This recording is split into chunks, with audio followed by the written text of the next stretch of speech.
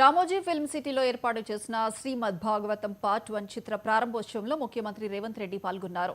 ఈ సందర్భంగా ఆయన మాట్లాడుతూ రామోజీ ఫిల్మ్ సిటీలో శ్రీమద్ భాగవతం చిత్రీకరణ జరగడం రాష్ట్రానికే గర్వకారణమన్నారు. రామోజీ ఫిల్మ్ సిటీ దేశంలోనే యూనిక్ స్టూడియో అని చెప్పారు. రామాయణం, మహాభారతం, భాగవతం మన జీవితాల్లో భాగమైపోయాయని అన్నారు. 40 ఏళ్ల క్రితం టీవీలో రామాయణం సీరియల్ వస్తుందంటే బయట రోడ్లన్నీ నిర్మానుష్యంగా ఉండేవని గుర్తు చేశారు. రామోజీ ఫిల్మ్ సిటీ అనే ఒక గొప్ప స్టూడియో తెలంగాణలో ఉందని చెప్పేందుకు గర్వపడుతున్నానని కొనియాడారు. I'm proud to say Ramoji Film City is in Telangana, Hyderabad.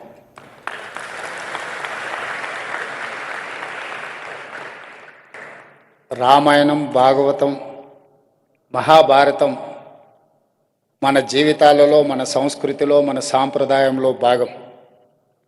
ఈరోజు తరం మారుతున్న సందర్భంగా ఇలాంటి గొప్ప దృశ్య కావ్యాన్ని తీసి తిరిగి ప్రజలలో ఒక గొప్ప ప్రేరణ,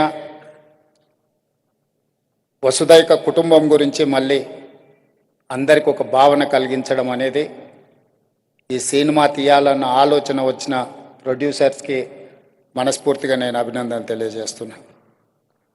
40 సంవత్సరాల క్రితం రామాయణం సీరియల్ వస్తుంది అంటే రోడ్లు నిర్మానుష్యంగా మారేది. అప్పట్లో హైదరాబాదు నగరంలో ఒకటి కర్ఫ్యూ ఉన్నప్పుడు రోడ్లు నిర్మానుష్యంగా ఉండేది, 2 రామాయణం సీరియల్ టెలికాస్ట్ అవుతుంది అంటే రోడ్లు నిర్మానుష్యంగా ఉండేది. రామాయణం సీరియల్ ద్వారా దూరదర్శన్ ప్రజలకి చాలా ప్రజలకి దగ్గరగా దూరదర్శన్కు ఒక గుర్తింపు వచ్చిందని చెప్పడంలో ఆశ్చర్యం లేదు. 40 సంవత్సరాల క్రితమే కాదు, మన కోవిడ్ వచ్చి ప్రపంచమంతా స్తంభించిపోయినప్పుడు ప్రజలందరూ మళ్ళీ రామానంద్ సాగర్ తీసిన రామాయణాన్ని చూసి ప్రపంచంలోని వరల్డ్ రికార్డ్ క్రియేట్ చేసింది Ramayanam at the time of Covid.